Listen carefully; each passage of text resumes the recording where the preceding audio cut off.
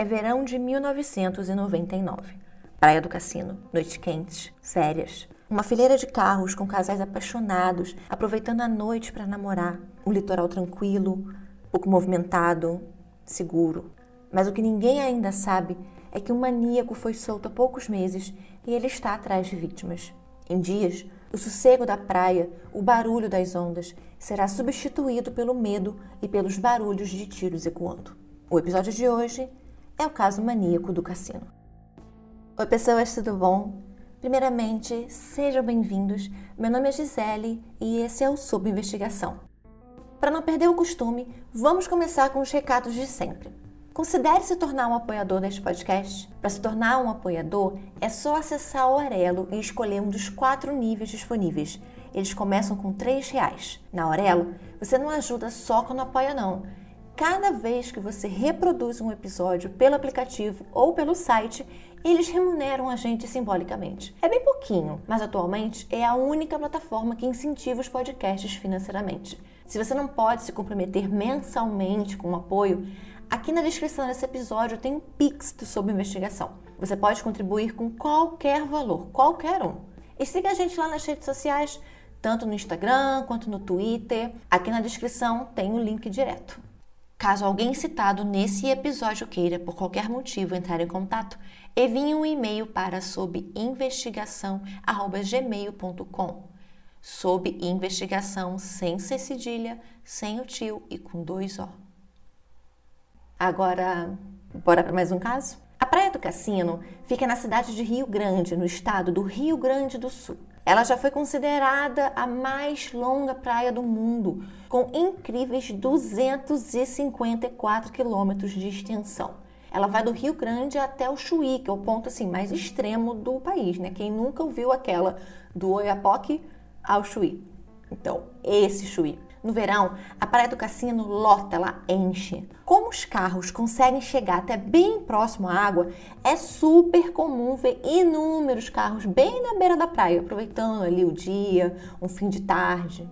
A Cassino é famosa por ofertar práticas de esporte, como o surf, por exemplo, pelos pontos turísticos, como o Moles da Barra, que é um quebra-mar construído para manter a profundidade do canal da praia. Você também pode curtir passeio nadar com golfinhos, com lobos marinhos, assim, você pode conhecer um navio, gente, sim, um navio. O navio Altair. Ele encalhou na Praia do Cassino e tá lá desde 1976. Então, ele acabou se tornando uma atração. E, claro, você também pode ir conhecer a famosa Estátua de Iemanjá. O balneário de Cassino era um lugar super tranquilo e que ali fora do verão, fora daquela alta estação, costumava ser bem calmo, bem pacato, mas nas férias ela simplesmente se transformava. Era um mar de gente durante o dia aproveitando o sol e ali no fim da tarde e à noite. Então sempre tinha aqueles casais que iam pra praia curtir junto. Mas tudo mudaria em novembro de 1998. Felipe Martins dos Santos, de 19 anos, e Bárbara de Oliveira da Silva, de 22, foram à Praia do Cassino namorar no dia 11 de dezembro de 1998, como todo casal de adolescentes fazia por ali. Porém, ao contrário de tantos outros casais, eles não voltariam para casa. Na manhã do dia 12 de dezembro, os corpos de Felipe e Bárbara são encontrados ao lado da palha em que eles foram para a praia, baleados. Um boato começou a correr pela cidade, afirmando que a morte do casal seria devido a uma suposta dívida que o Felipe teria com traficantes, pela compra de algumas joias que ele a princípio não pagou. Entre janeiro e início de março de 1999, moradores da Praia do Cassino já haviam se recuperado da trágica morte do casal adolescente e a vida já estava quase caminhando normalmente. Dia 4 de março, um casal, que não teve os nomes divulgados, estava na Praia do Cassino, dentro do carro. Um homem os aborda. Estava armado. Ele rouba o relógio do homem e o toca-fitas do carro. Os dois, com medo, perguntam se o homem desconhecido vai fazer alguma coisa com eles.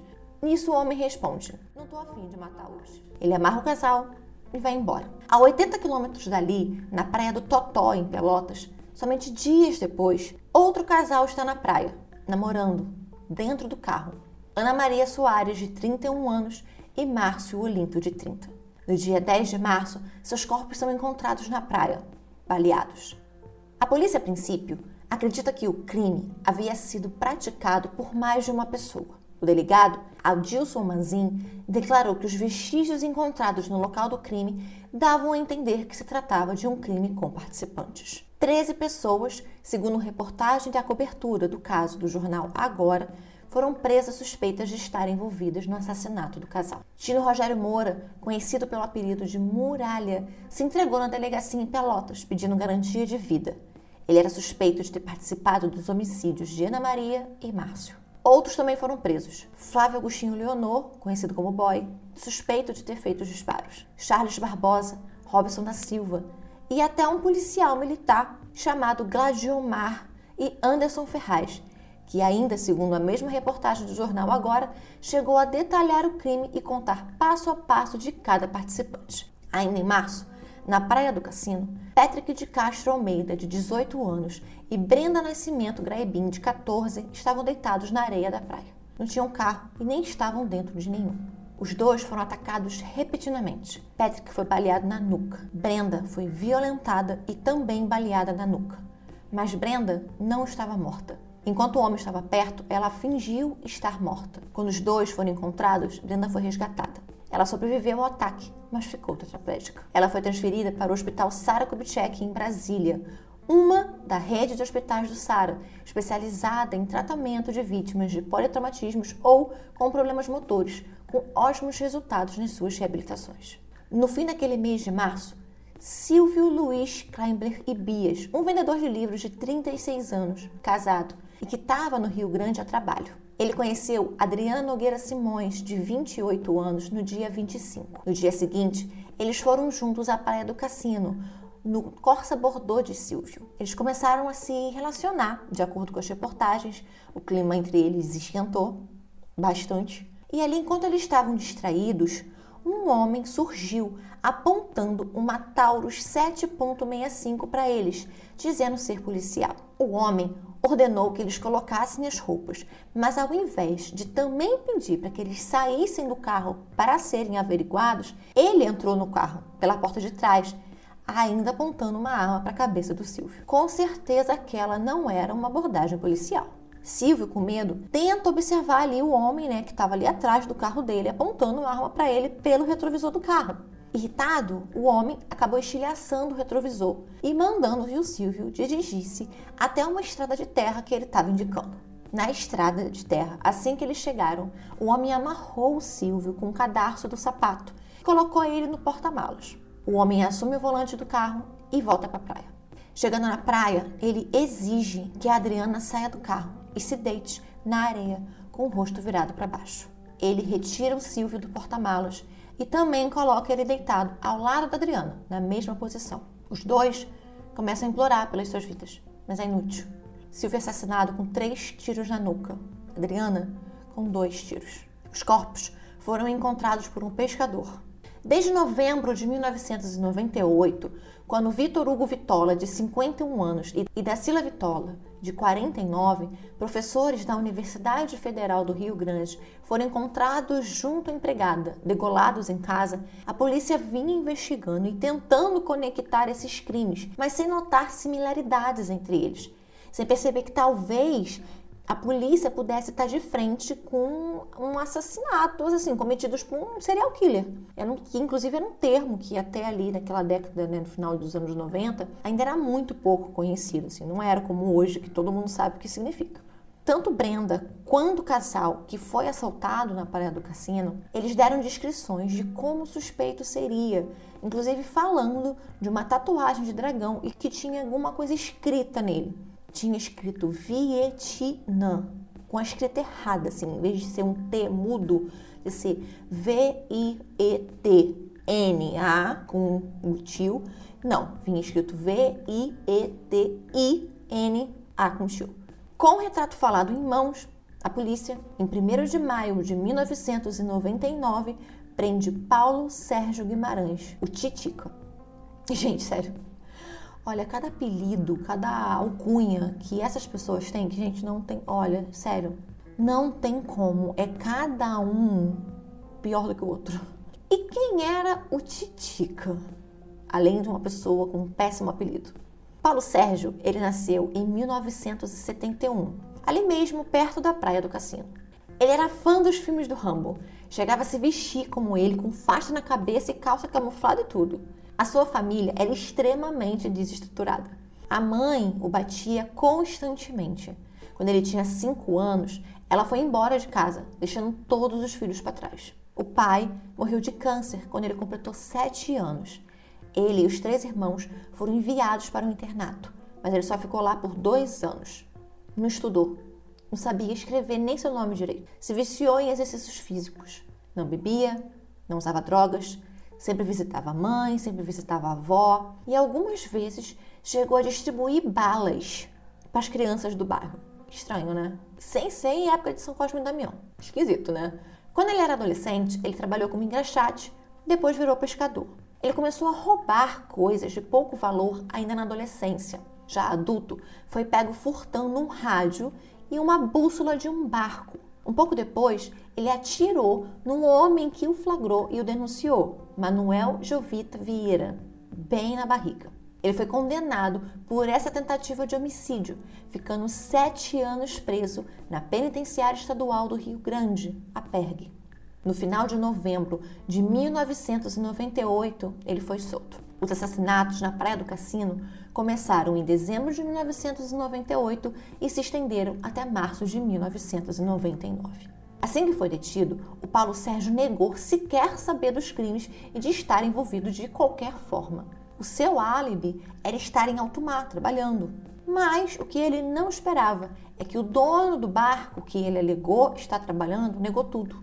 O álibi era falso. Confrontado pelas descrições das vítimas e pelo retrato falado feito pela Brenda, Paulo Sérgio confessa os homicídios, após 10 horas de depoimento e de deixar muito claro, não está nem arrependido e não sentiu um pingo de remorso. Segundo Paulo Sérgio, ele tinha preferência por casais que estivessem ou tendo relações sexuais ou que estivessem namorando, distraídos. Assim, os dois estariam desprotegidos e os homens não reagiriam para tentar proteger a mulher. Ele saía à noite pela praia, observando os carros mais bonitos. E aí ele ia até os carros rastejando, assim que ele escolhia qual carro que ele ia atacar. Ele tirava as meias das vítimas quando elas tinham e usava as meias como luva para não deixar impressão digital. Ele também sempre atacava usando boné. Acho que ele achava que o boné talvez disfarçaria ele, as pessoas não conseguiriam reconhecer por causa do boné. A inspiração dele, a razão para que os assassinatos começassem, mencionado por ele, era o Francisco de Assis Pereira, que você conhece como o Maníaco do Parque. O Maníaco do Parque havia sido preso em agosto de 1998, apenas 3 meses antes do Paulo Sérgio ser solto. Segundo Paulo Sérgio, abre aspas, o Sul precisava de um maníaco, fecha aspas. O objetivo dele era superar o número de vítimas do Maníaco do Parque, que tinha feito 11 vítimas. Depois dos crimes, ele sempre ia direto para casa, que era feita de madeira ali, e ele dividia aquela casa com um dos irmãos dele e uma cunhada. Ele tomava banho, lavava a roupa suja de sangue e ligava o rádio, esperando as notícias. Assim que ouvia que a polícia havia encontrado os corpos, ele ia para o local. Inclusive, várias fotos feitas pela imprensa na época, o Paulo Sérgio saiu no fundo. O agora conhecido pela imprensa e por todo o Rio Grande do Sul como Maníaco do Cassino, ia até as cenas para ouvir o que a polícia sabia, o que as pessoas comentariam, o que estava acontecendo, para ficar ali antenado por dentro do que da investigação, do crime que ele mesmo tinha cometido. Coisa assim, de gente super normal. Mas é como o Don Douglas sempre fala, né? É muito comum o serial killer voltar à cena do crime. E tá aí a prova. O Paulo Sérgio, questionado sobre o motivo de não ter matado aquele casal que eu falei logo no início, né, que não tiveram seus nomes divulgados, ele justificou dizendo que ele não matou porque eles não reagiram. E que ele chegou a ficar preocupado depois de matar o último casal, Silvio e Adriano. O motivo da preocupação? A arma dele só tinha mais 9 balas. E ele ainda tinha uma lista com 30 nomes que ele queria assassinar nos próximos meses. Incluídos nessa lista, o prefeito da cidade, a Brenda, a menina que tinha sobrevivido, Charles Saraiva, um radialista policial, e que aparentemente o Paulo não gostava muito dele, além de vários outros nomes. O julgamento do maníaco do cassino aconteceu em fevereiro de 2002. Após 2 dias, em um júri unânime, ele foi condenado a 171 anos, 4 meses e 20 dias por 14 crimes. 7 homicídios, 1 tentativa de homicídio, 3 roubos, 2 tentativas de roubo e 1 estupro.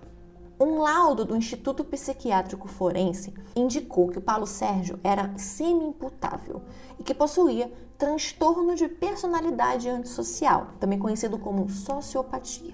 O sociopata é uma pessoa incapaz de seguir regras, né? Ele mente demais, ele não consegue cumprir leis, ele comete atos ilegais sem sentir remorso, sem sentir culpa.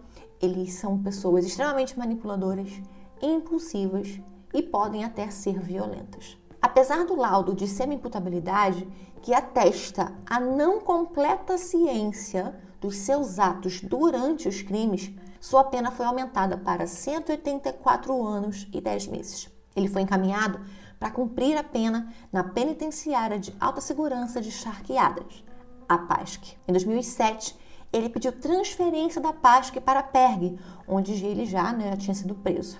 O pedido, assim como todos os outros posteriores, foram indeferidos. Um levantamento do jornal Pioneiro de 2018 aponta que o maníaco do cassino foi a 8ª maior condenação do estado do Rio Grande do Sul, sendo a primeira maior condenação do estado a do Adriano da Silva, o serial killer de Passo Fundo, caso que a gente já tem aqui no podcast. É o 17º episódio da primeira temporada. Então, se você ainda não ouviu, caiu nesse episódio aqui de gaiato, corre lá para ouvir. Em 2005, a Prefeitura do Rio Grande concedeu a Brenda e sua família um terreno. E aí depois eles fizeram ali uma campanha de arrecadação para a obra da casa. Atualmente, a Brenda, com alguns outros amigos, tem uma web rádio chamada Web Rádio Paparéia. Há mais ou menos 2 anos atrás, começou inclusive um boato do que o Paulo Sérgio seria solto ou de que ele já estaria solto. Mas era fake news, tá, gente? O Paulo Sérgio continua bem preso. E aí você pode estar se perguntando, as 13 pessoas que foram lá acusadas do assassinato da Ana Maria e do Márcio. Bem, todas as 13 pessoas foram soltas e foram inocentadas após a confissão do Paulo Sérgio. E em relação àquele primeiro caso que aconteceu lá em novembro de 1998, que é o casal de professores da Universidade do Rio Grande e também da empregada deles, não houve qualquer prova ou indício de que aquele caso tivesse ligação com o maníaco do cassino. Então, mas foi um caso que acabou fazendo com que a polícia se atentasse para o aumento da violência que estava acontecendo no Rio Grande e que para começasse a prestar mais atenção no tipo de crime que estava acontecendo na cidade. O maníaco do cassino, ele foi capaz de aterrorizar toda uma cidade durante aquele verão. Ele destruiu vidas de, para mim, crianças, né? Porque 14 anos, 18 anos, 19 anos são crianças.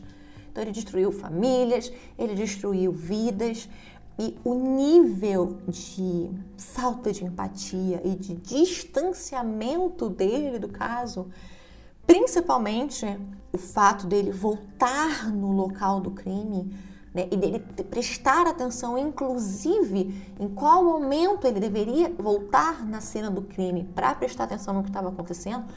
Gente, é simplesmente, assim, loucura, né? Realmente é um sociopata, assim, como o laudo mesmo aponta. Mas é um caso que, de uma certa maneira, é interessante. A questão do serial killer no Brasil ainda era muito nova, né? A polícia no país, né, não tinha essa noção de que existiam pessoas que praticavam crimes em série e que existiam características para essas pessoas que cometiam esses crimes. Então, tudo começou ali com o maníaco do parque, né, que foi o primeiro realmente preso, que foi considerado, chamado de serial killer, que teve uma investigação muito densa, que é, inclusive, a fotógrafa técnica pericial, que eu acho muito, muito, muito maravilhosa, que a Thelma Rocha estava, inclusive, presente.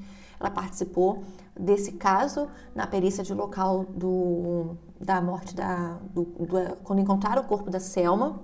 E eu adoro essa mulher. Vocês, quem não conhece, vá atrás dela no Instagram. Ela foi em vários podcasts, então ouçam o que ela tem para falar sobre esse caso, porque é muito interessante. Então era tudo muito novo para a polícia, para as pessoas, né, sobre serial killers. Então a polícia, eu acredito que ela pecou muito em demorar demais para ligar os casos.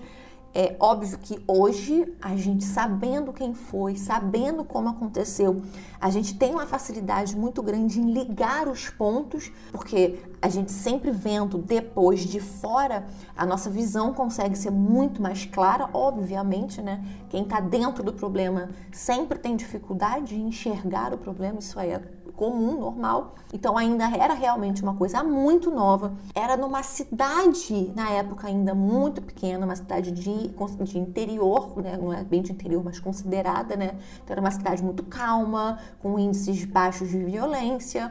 Então a polícia realmente não estava preparada e nem tinha noção de que aquilo ali poderia acontecer naquele balneário. Afinal de contas, Rio Grande, naquela época, Cassino ali era praticamente uma região de veraneio, né? Onde as pessoas vão para passar férias. Então, geralmente existem roubos, furtos, mas não um serial killer matando casais na praia, né? Então, era uma coisa muito nova, mas ele foi um dos primeiros, vamos chamar assim, os primeiros serial killers conhecidos assim, né? Por esse nome, né? No Brasil. E esse, gente, foi o caso de hoje. Eu espero vocês no próximo domingo, hein?